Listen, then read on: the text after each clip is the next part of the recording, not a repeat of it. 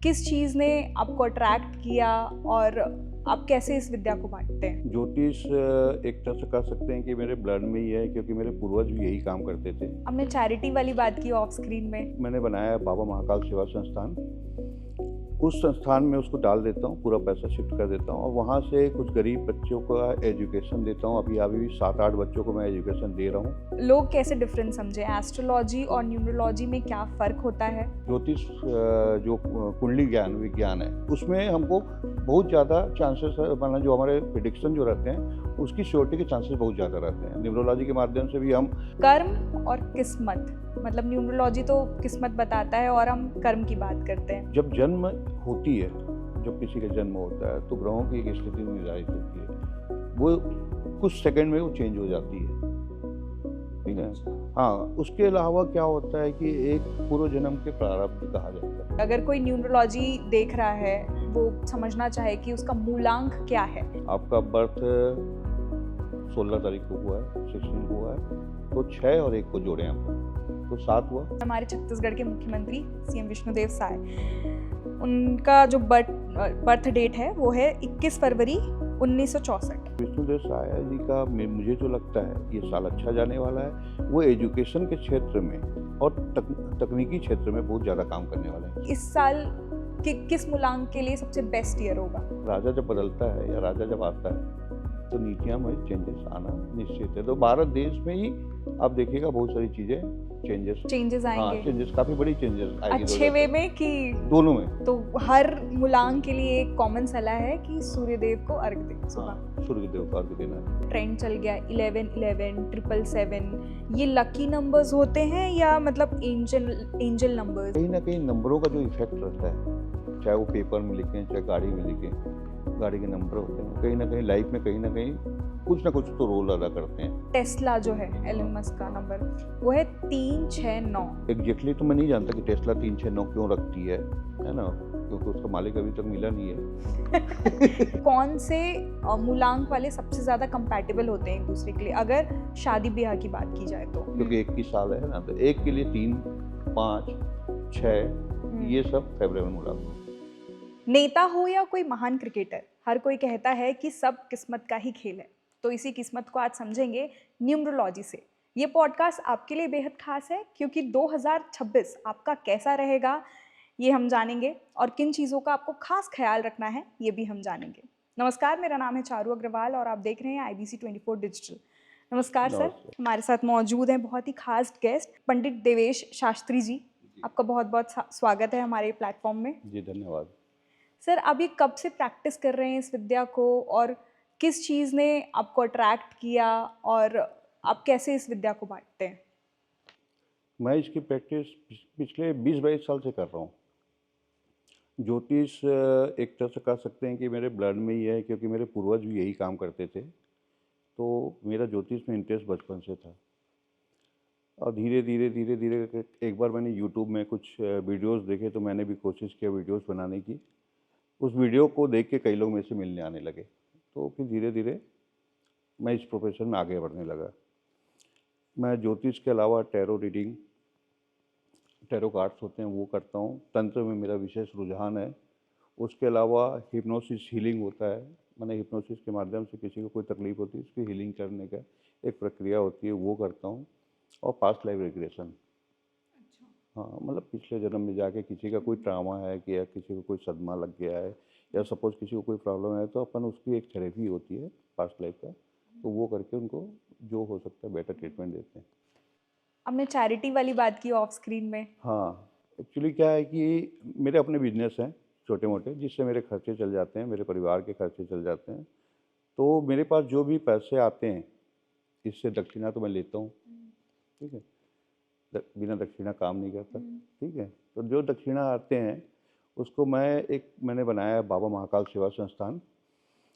उस संस्थान में उसको डाल देता हूँ, पूरा पैसा शिफ्ट कर देता हूँ और वहाँ से कुछ गरीब बच्चों का एजुकेशन देता हूँ। अभी भी 7-8 बच्चों को मैं एजुकेशन दे रहा हूँ और 3 कैंसर पेशेंट का इलाज करवा रहा हूँ एट प्रेजेंट। हाँ, बस जो मैं कर पाता हूँ, मैं किसी से चंदा नहीं मांगता।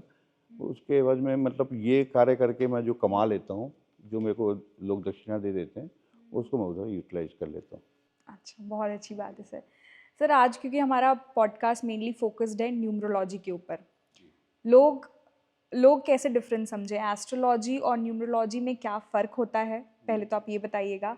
और एस्ट्रोलॉजी में ऐसे कहते हैं कि डेट ऑफ बर्थ अगर पता चल गया तो उसके जन्म से लेकर मृत्यु से लेकर बच्चे शादी सब पता चल जाता है।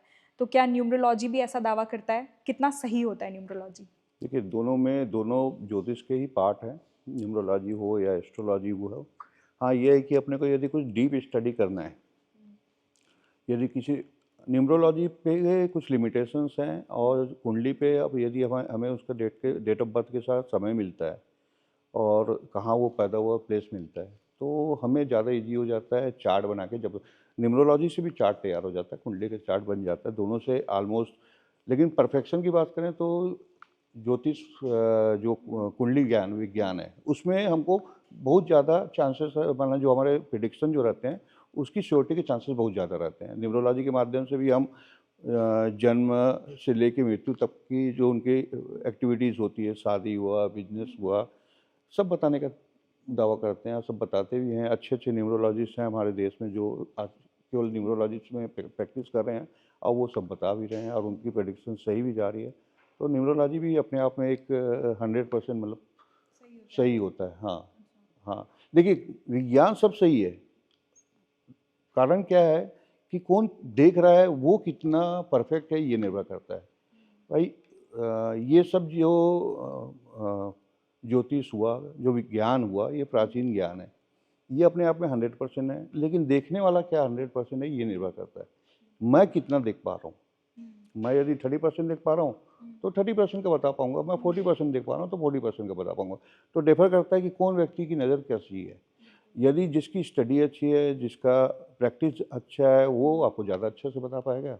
और जैसे लाइक डॉक्टर्स होते हैं ना, कुछ डॉक्टर्स के हाथ बहुत अच्छे होते हैं, वो ऑपरेशन बहुत अच्छा कर लेते हैं। कुछ डॉक्टर्स ऑपरेशन करते हैं तो एक आध दो टपक भी जाते हैं।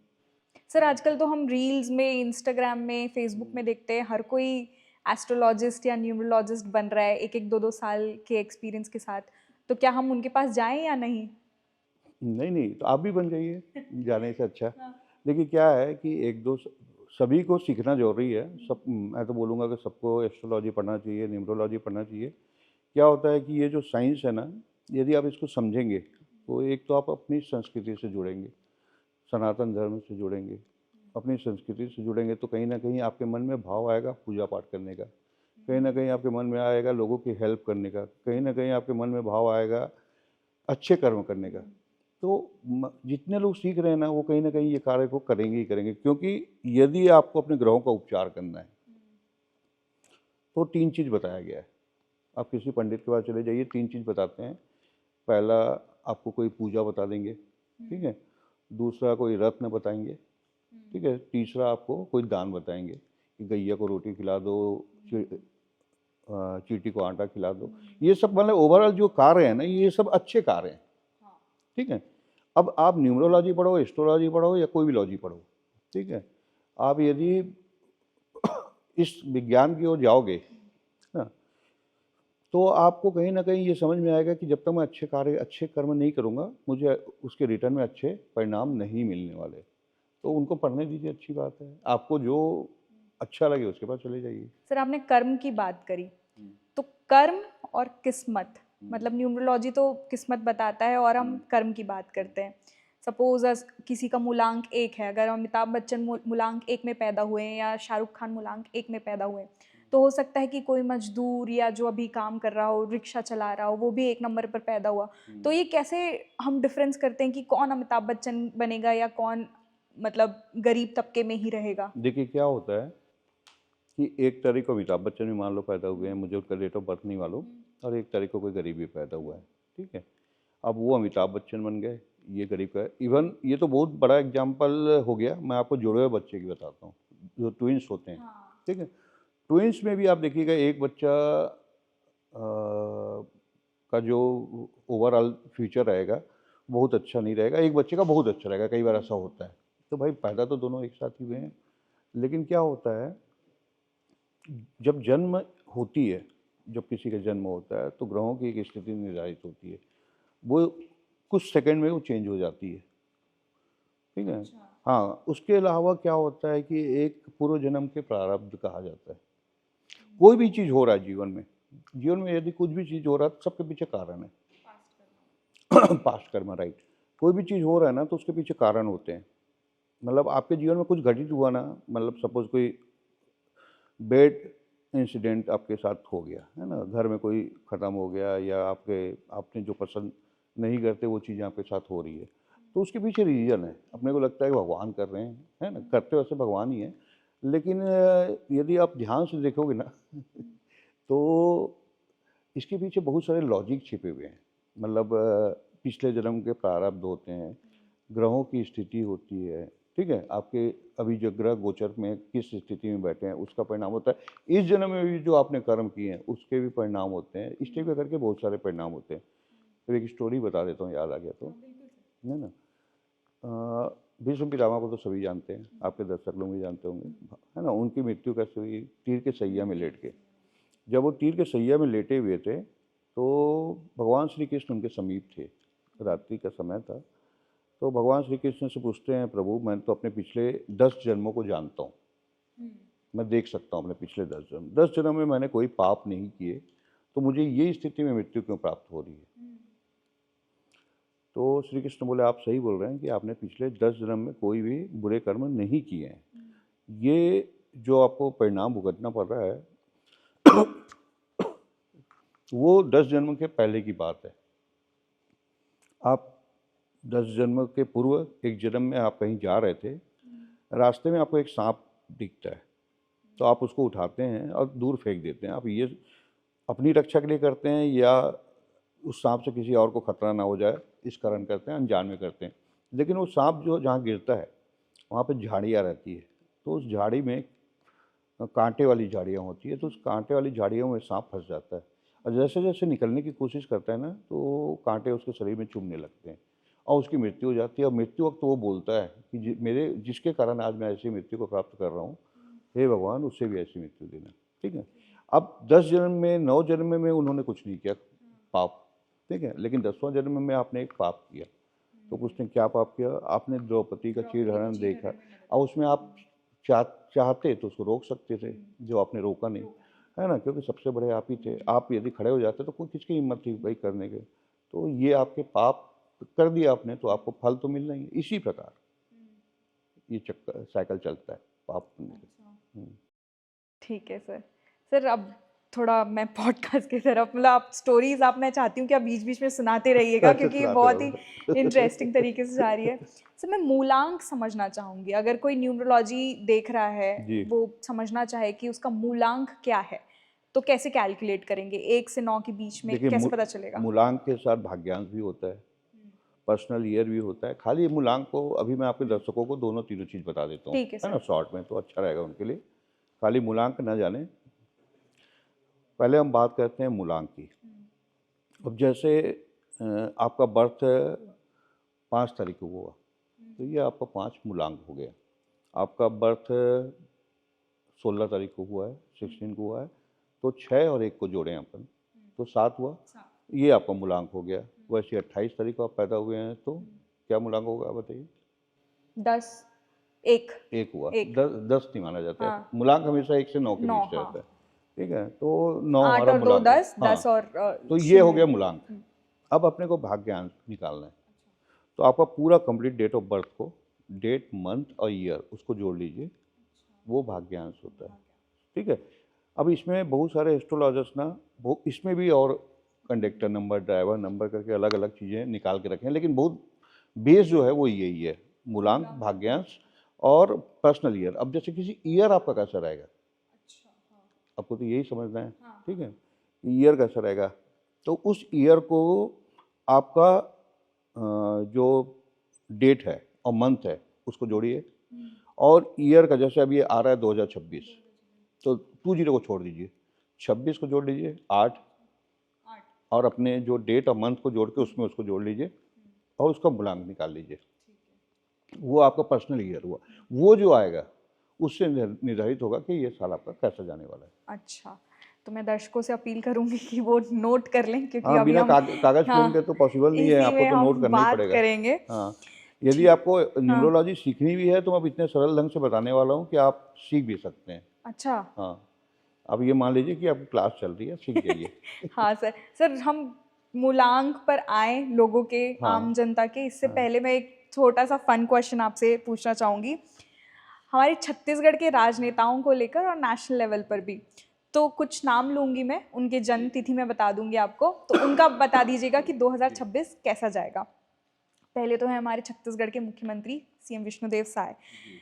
उनका जो बर्थ डेट है वो है 21 फरवरी 1964। देखिए, मैं मूलांक के हिसाब से बताता हूँ, बहुत हाँ ज़्यादा डिस्क्रिप्शन करने ठीक है, 21 में अपन फरवरी। नहीं जाते, है ना, क्योंकि वो तो आज राजा बन के बैठे हाँ हुए हाँ हैं, हाँ। सब कुछ उनके फेवर में ही है।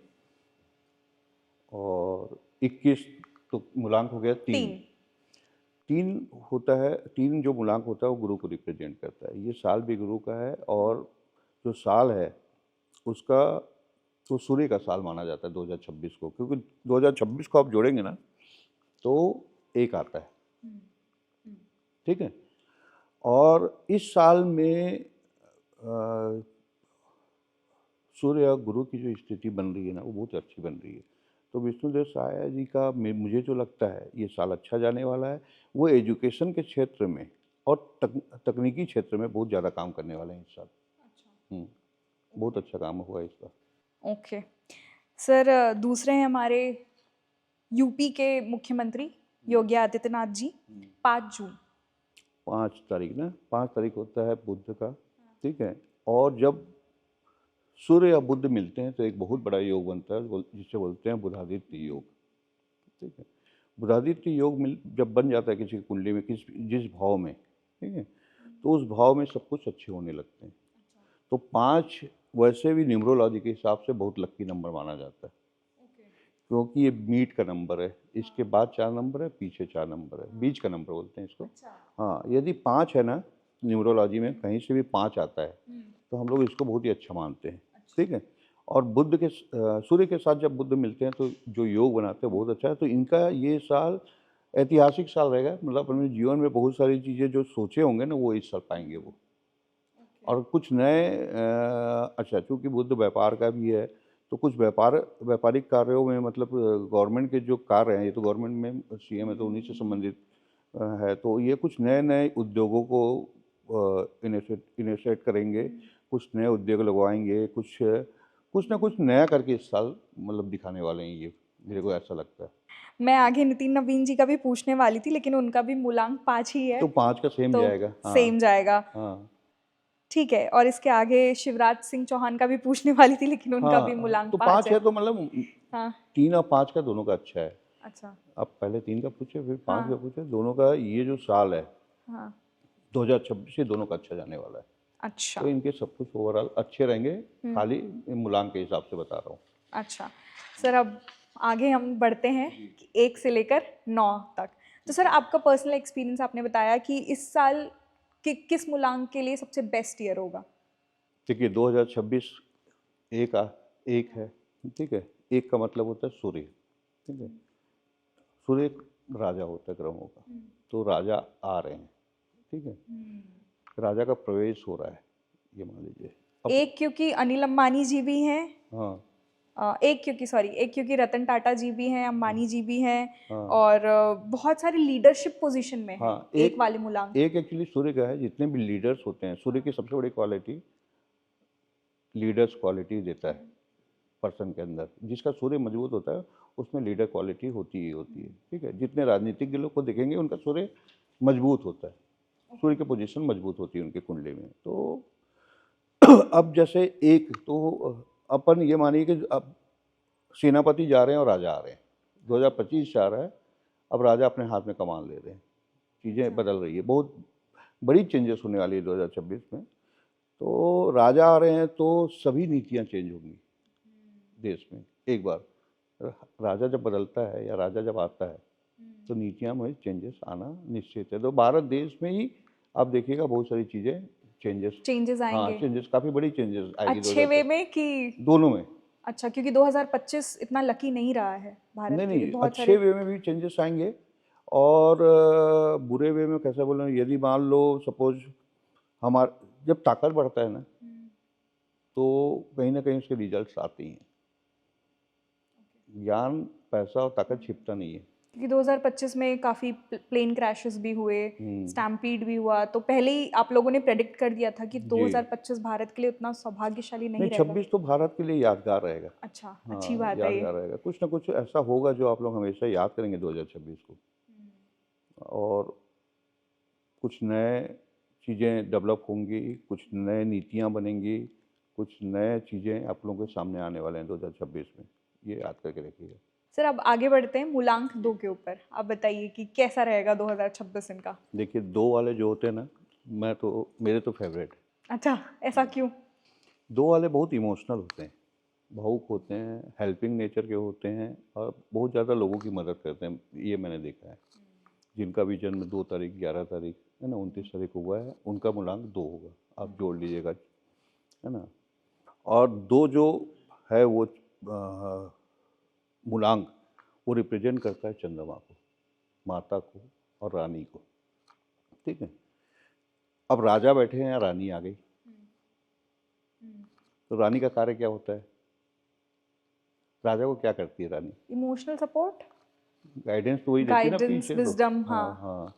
तो इस साल 2 वाले जिस यदि इस टाइप की जॉब में है कि जिनको कोई सलाह देना है, एडवाइस देना है या किसी को कुछ बताना है, प्रोफेशनल हैं जो लोग, एडवाइस टीचर हैं या कोई काउंसलर हैं या समथिंग ऐसे टाइप का जॉब में, तो उन लोगों का बहुत अच्छा जाने वाला है। और उनकी बात जो सुनेगा उनको फ़ायदे बहुत अच्छे होने वाले हैं। हाँ, यदि ज्योतिष हैं, एस्ट्रोलॉजर्स हैं, न्यूमरोलॉजिस्ट हैं और कुछ हैं इस टाइप के, माने हमारे प्रोफेशन में है, उनका 2 है। तो ये मान लीजिए कि उनके बताए हुए चीज़ें सामने वाला अमल करता है तो उसको फ़ायदा 100% मिलने वाला है। ये सबसे बड़ी उपलब्धि होने वाली है 2 वाले लोग के साथ। हाँ। और ओवरऑल राजा और रानी का बात बोला, तो मुझे ये बताने की ज़रूरत नहीं है कि अच्छा होगा या बुरा। भाई सब एक तरफ रानी, एक तरफ राजा, हाँ। हाँ, तो सपोर्ट तो करेगा ही राजा रानी को। हाँ, तो डेफिनेटली उसके लिए तो अच्छा ही है ठीक है सर। ओवरऑल। मूलांक 3 ये मेरा मूलांक है तो सर अच्छा बोलिएगा। मूलांक 3 का कैसा रहेगा मूलांक 2026? 3 की बात करते हैं हम लोग। ये गुरु का मूलांक है। ये बृहस्पति भगवान को रिप्रेजेंट करता है ये मूलांक। ये साल 2026 की हम बात करेंगे ना, तो सूर्य का साल है और गुरु का साल है। ठीक है। और जब प्रकाश ज्ञान पे पड़ता है, जब सूर्य की रोशनी पड़ती है तो हमको सब दिखने लगता है क्लियर कट। ठीक है, अंधेरे में तो कुछ दिखेगा नहीं। सूर्य की रोशनी पड़ती है ना, तो जब ये ज्ञान पे पड़ती है तो ज्ञान पे जो अंधकार रहता है वो खत्म हो जाता है। मतलब आपके ज्ञान में जो अंधकार है, आप कोई डिसीजन अभी तक लेने में हिचकती होंगी या कंफ्यूज रहती होंगी, वो सब चीज़ें आपकी खत्म होनी चालू हो जाएंगी।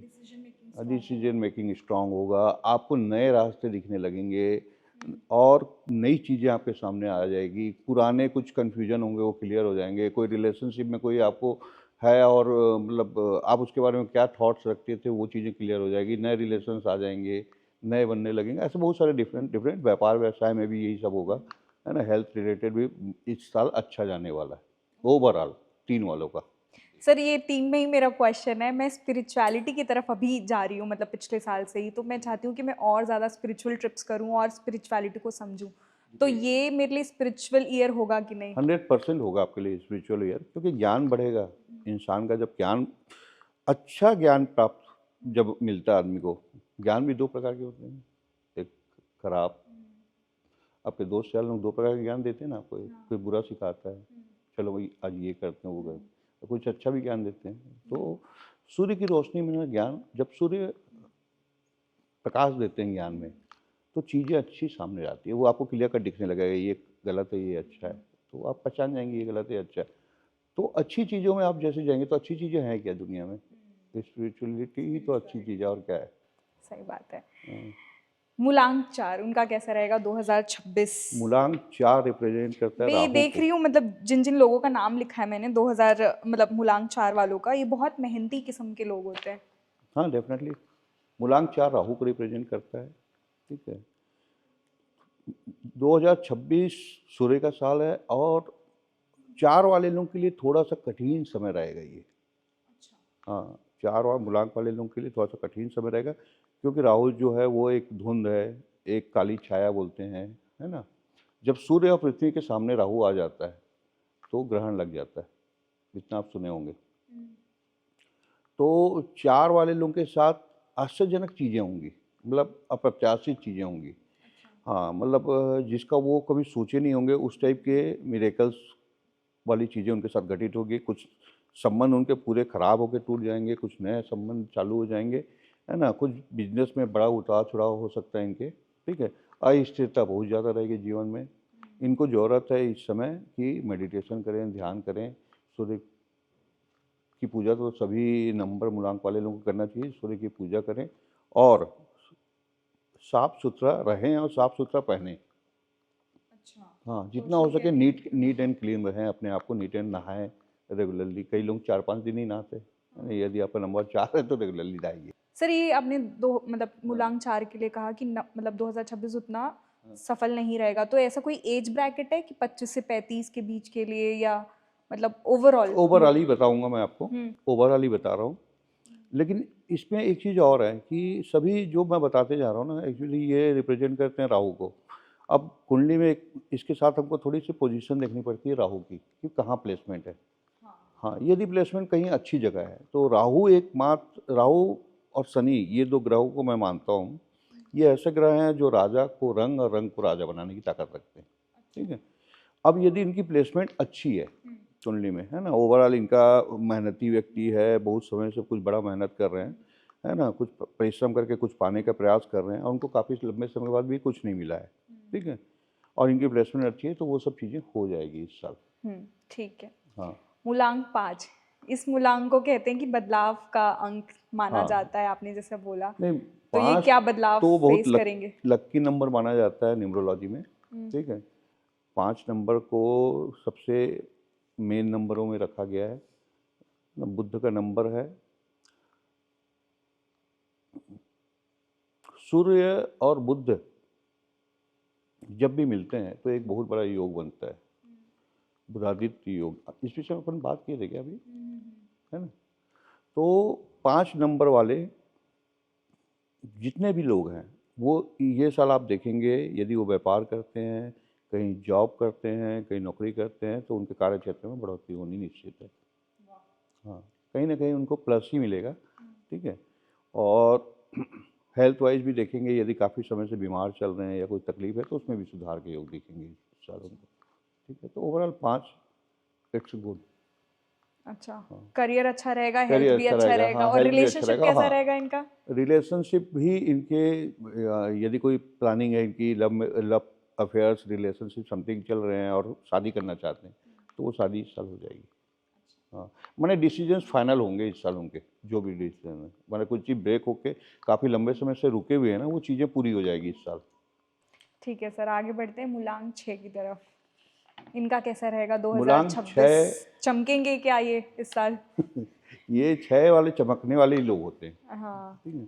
आप 6 ये वाले लोग को क्रिएटिव देखिए, लोग हाँ, होते हैं ना क्रिएटिव लोग सर? होते हैं, थोड़ा लग्जरियस में जीना पसंद करते हैं, थोड़ा शौकीन लोग होते हैं, अच्छा पहनना, अच्छा खाना, अच्छा घूमना, ये इसी टाइप की लाइफ को जीना पसंद करते हैं ना, थोड़ा सा लग्जरियस के पीछे भागने वाले लोग हैं। तो ओवरऑल सूर्य के साथ 2026 में इनके संबंध अच्छे होने के हिसाब से मैं जितना देख कर समझ पा रहा हूँ कि 2026 इनके लिए अच्छा जाने वाला है। ये जैसे कोई कॉस्मेटिक का व्यापार कर रहा है या कोई सपोज कुछ इस टाइप के, मतलब फिल्म प्रोड्यूस करते हैं या फिल्म प्रोड्यूसर है या समथिंग इस टाइप के, कोई कलाकार है, कोई ये है, उनके लिए बहुत अच्छा है ये सर। हाँ, कोई क्रिएटिव काम कर रहा है उनके लिए भी अच्छा है। और अगर आप कोई एडवाइस देना चाहेंगे इसके लिए, तो मूलांक 6 वालों के लिए? मूलांक 6 वाले लोगों के लिए बस एक ही एडवाइस है कि बहुत ज़्यादा एक्सपेंस जो वो अपने शौक पे करते हैं उस पर थोड़ा कंट्रोल करें। अच्छा, खर्चे कम करें। खर्चे कम करें, हाँ। ठीक है। क्योंकि जितना, मतलब ऐसा है, मैं देखा हूँ कि 6 वाले ना जितना कमाते नहीं हैं, उससे आधा से ज़्यादा उन लोग शौक पे उड़ा देते हैं। इनके रिलेशनशिप कैसे रहेंगे? इनके रिलेशनशिप अच्छे ही रहेंगे, माने पर्टिकुलर लव अफेयर वाली बात करेंगे ना, नहीं, जैसे भी ओवरऑल। ओवरऑल अच्छे रहेंगे इनके अच्छा। रिलेशनशिप, हाँ, ओवरऑल अच्छे रहेंगे। ओके सर अब मूलांक 7, मूलांक 7, बहुत सारे लोग होते हैं मूलांक 7 के। 7 का थोड़ा सा 2026 हमारे ना। कैमरा पर्सन भी जो पीछे हैं जी उनका भी मूलांक जी 7 है। जी। 7 केतु का नंबर है, ये आध्यात्मिक नंबर होता है। ठीक है, केतु जैसे राहु और केतु दो ग्रह हैं। ठीक है, राहु को धड़ बोला जाता है, केतु को राहु को सिर बोला जाता है, केतु को धड़ बोला जाता है। तो एक जो कहानी फिर एक मेरे को याद आ गई, हाँ बिल्कुल बताइए बता सर। दूं? हाँ। तो जब समुद्र मंथन चल रहा था, ठीक है, एक तरफ राक्षस शेषनाग को पत्थर में मैंने पहाड़ में लपेट के समुद्र का मंथन हो रहा था। आप तो पीछे पीछे देखे होंगे, है ना। एक साइड लोग थे, क्या नाम है, राक्षस गण थे, एक साइड देवगण थे।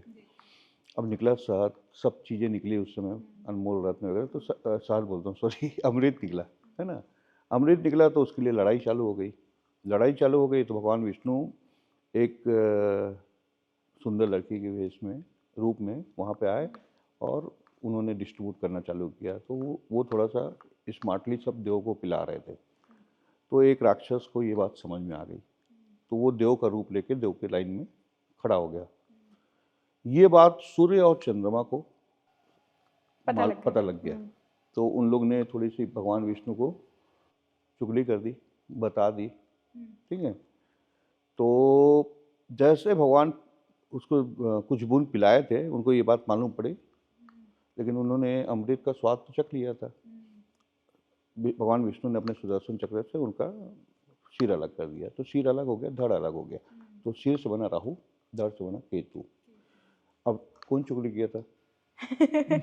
हाँ, सूर्य। चंद्रमा और सूर्य। अब ग्रह समय किसका है? इस बार सूर्य। सूर्य का। हाँ। कहीं ना कहीं शत्रुता तो है, अच्छा। माने हर चीज के पीछे लॉजिक हाँ हाँ है हाँ ना। हाँ। तो शत्रुता तो है, लेकिन ऐसे लोग क्या होता है कि बहुत ज़्यादा आध्यात्मिक होते हैं। हाँ, नंबर 7 वाले। नाम, हाँ, 7 वाले अध्यात्म और अकेलापन में रहना थोड़ा सा इन लोगों को पसंद होता है। और स्पिरिचुअल स्पिरिचुअल ज़्यादा होते हैं इन लोग, पूजा पाठ ये वो में, है ना। तो थोड़ा सा मेहनत इनको ज़्यादा करना पड़ेगा, माने कम मेहनत में सफलता नहीं मिलने वाली, ज़्यादा मेहनत करना पड़ेगा। ज़्यादा ज़्यादा मेहनत मेहनत करना करना पड़ेगा, पड़ेगा। सफलता मिलेगी, हम्म। है ना। थोड़ा सा मेहनत को बढ़ाना पड़ेगा। कई बार होता है ना कि अपन थोड़ा सा काम किया और सफलता ज़्यादा मिल गई, तो ऐसा कुछ नंबर वाले उम्मीद ना करें, है ना। और कुछ नंबर वाले को हो सकता है कम सब मेहनत में भी ज़्यादा सफलता मिल जाएगी।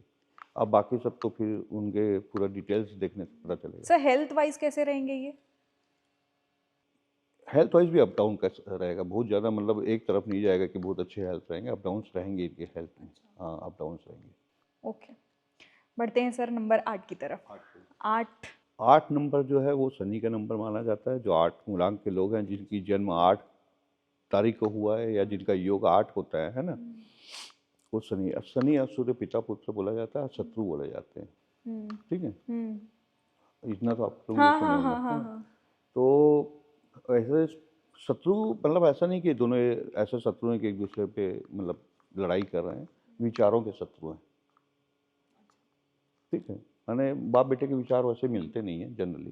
ठीक है, तो यहाँ पे वही प्रॉब्लम है अगेन, है ना। शनि थोड़ा स्लो चलने में बिलीव करते हैं और सूर्य से उनकी जमती नहीं है। तो अब आ गया सूर्य का साल और शनि की स्थिति ऐसी रहेगी कि काम धीरे हो जाएंगे थोड़े लोगों के, जो जल्दी जल्दी पूरे हो रहे थे। ठीक है, थोड़ा सा जैसे फास्टली यदि कोई इम्प्रूवमेंट हो रहा था उसमें थोड़ा धीमा गति आ जाएगा, स्लो हो जाएंगे, है ना। और कहीं कहीं पे इनको मेहनत के बाद भी इनको जो डिजर्व करते हैं वो फल हो सकता है ना मिले, ये स्थिति बनी रहेगी इनके साथ। हेल्थ वाइज थोड़ा सा तकलीफ हो सकता है। ठीक है सर, आप इनके लिए कोई उपाय बताएंगे कि क्या कर सकते हैं? इनके लिए उपाय है कि यदि हेल्थ वाइज प्रॉब्लम है या जनरल उपाय है, जनरल उपाय में आप सूर्य की भी पूजा कर सकते हैं और शनिदेव की भी पूजा कर सकते हैं। पूजा विधि कोई सी भी हो, ठीक है।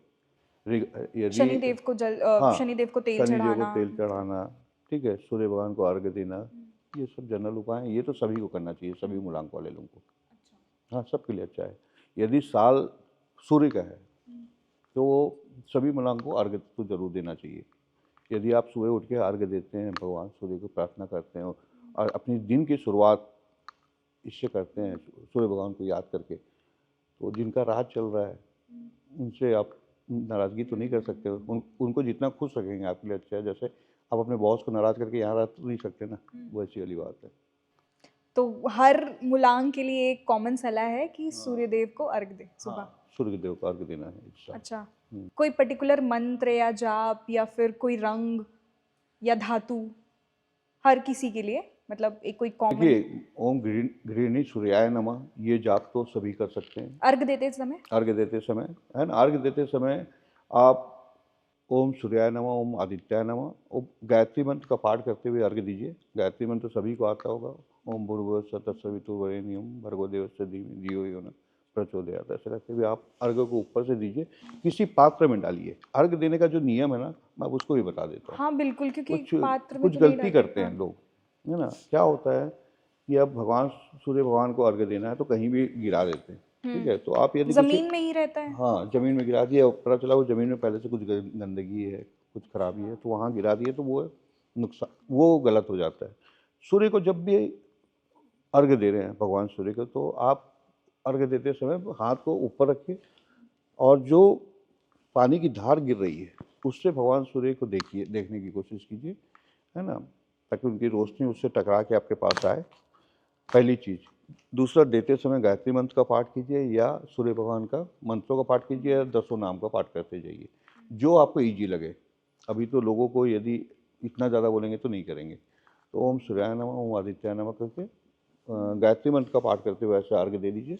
अर्घ्य देने के लिए भी आप या तो कहीं ऊंचाई में खड़े हैं और कहीं नीचे दे रहे हैं, माने पानी का छींटा अपने पाँव में नहीं आना चाहिए, पहली बात, क्योंकि आप सूर्य भगवान को अर्घ्य दे रहे हैं, अपने को अर्घ्य तो दे नहीं रहे हैं। कुछ लोग अर्घ्य दे रहे हैं, उन्हीं का पाँव धुल रहा है, तो ये तो अर्घ्य नहीं हुआ। उसके लिए सबसे बेस्ट तरीका ये है कि सामने एक बर्तन रख लें, पॉट रख लें बड़ा, अर्घ्य उसमें डालिए, माने सूर्य भगवान को देते हुए, है ना। उसके बाद उस बर्तन को उठाइए, सूंघिए उस जल को। हाँ, यदि आप उसको सूंघ लेते हैं तो इसका मतलब ये होता है कि उसकी जो भी चीज़ें हैं, आशीर्वाद है, जो भी ब्लेसिंग्स है भगवान की, वो आपने ले ली। अब वो पानी नॉर्मल पानी हो गया, ठीक है। उसको आप पौधे में डाल दीजिए, जहाँ डालना है वहाँ डाल दीजिए, ये सही तरीका है। तो आपने जो बताया जो घड़ा होगा या कोई बर्तन होगा, वो बर्तन कैसा बाल्टी भी हुआ, हो सकता है? कैसे भी हो सकता है, अच्छा। उसमें कोई मतलब नहीं है। तो इससे क्या होगा कि पानी इधर उधर जाएगा नहीं, एक ही जगह जाएगा। उसके बाद आप उसको उठा के सूंघ लिए तो उसका जो ब्लेसिंग आशीर्वाद वगैरह है वो आपने पूरा ले लिया।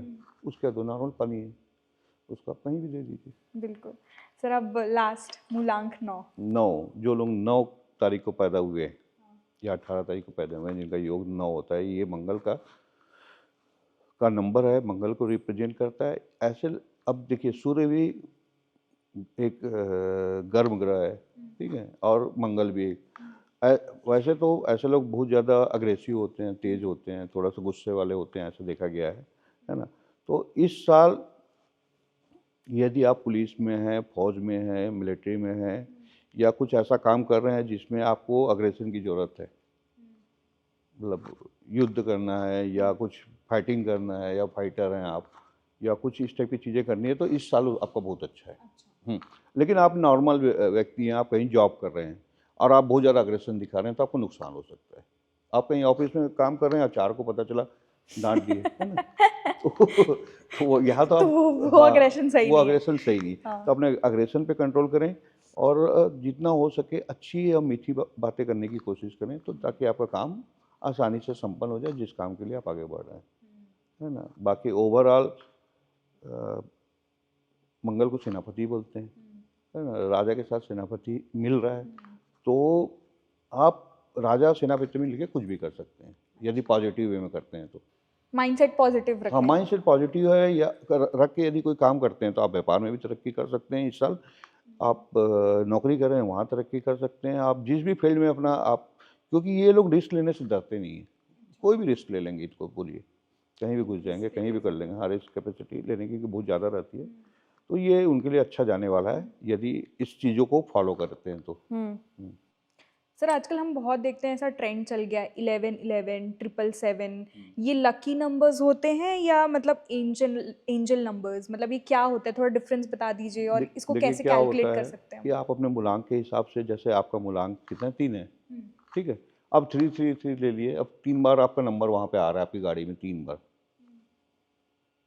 तो 3 बार आपका मैंने नंबर फ्लैश हो रहा है, अच्छा, इस टाइप से उसको लकी नंबर बनाया जाता है। ओके। हाँ। इसका क्या इम्पोर्टेंस होता है हमारी लाइफ में, कैसे मतलब इसका करते हैं। इम्पोर्टेंस ये है कि कहीं ना कहीं नंबरों का जो इफेक्ट रहता है, चाहे वो पेपर में लिखें चाहे गाड़ी में लिखें, गाड़ी के नंबर होते हैं, कहीं ना कहीं लाइफ में कहीं ना कुछ तो रोल अदा करते हैं। बहुत ज़्यादा रोल नहीं है, लेकिन समथिंग कुछ तो रोल है उनका। तो जो रोल है वो अदर नंबर से ज़्यादा बेटर प्ले करेंगे ये लोग। अच्छा। मैं ये नहीं बोलूँगा कि 3-3 आप लिखा लो तो आपका एक्सीडेंट ही नहीं होगा, है ना, गाड़ी का, ऐसा भी नहीं है। हम्म। लेकिन आपको माने एक पॉजिटिव वेव्स आएंगे वहाँ से, गाड़ी में जब बैठेंगे तो आपको अच्छा लगेगा, चीज़ें आपको फेवरेबल होगी, बस यही अगर है। मुझे 3 3 3 दिखेगा तो। हाँ, अच्छा। भाई 3 आपका नंबर है मूलांक, और 3 से रिलेटेड आप या उनके फ्रेंडली नंबर्स आप ले सकते हो, तो वो सब नंबर आपके मोबाइल में भी रहेंगे और आपके घर का नंबर होगा, तो कहीं ना कहीं आप उनको बार बार देखोगे, या वो आपको, तो एक वो होती है ना, तरंगे होती है, वेव्स होती है, तो वो और ये पॉजिटिव वेव्स 11 11 क्या है, 11 11? 11-11 जिनको सूट करता है, अच्छा। डिपेंड्स करता है कि आप, जैसे इस साल 11-11 नंबर काफ़ी लकी नंबर में एक होगा, क्योंकि सूर्य का नंबर है, तो 11-11 में 4 बार आते हैं एक, 4 टाइम्स 111, तो 4 बार आप मतलब 11 नंबर्स आ रहे हैं। जैसे क्या होता है कि मूलांक, भाग्यांश और पर्सनल ईयर, ये सब एक ही आ गए आपके, मान लो सपोज सब सब मिला के एक आ रहा है, और ये साल भी एक है, तब तो ये मान लो कि आपका ये साल बहुत ही अच्छा जाने वाला है। नंबरों को जोड़ के उन लोग फेवर का नंबर निकालते हैं कि उनको क्या नंबर फेवर करेगा। जनरली कोशिश करते हैं कि 5 पहुंचा दें या 3 में ले आएं, इस टाइप के कुछ फेवरेबल नंबर में उनके नाम को चेंज कर देते हैं, जिससे उनके जीवन में कुछ प्रभाव बदल जाते हैं।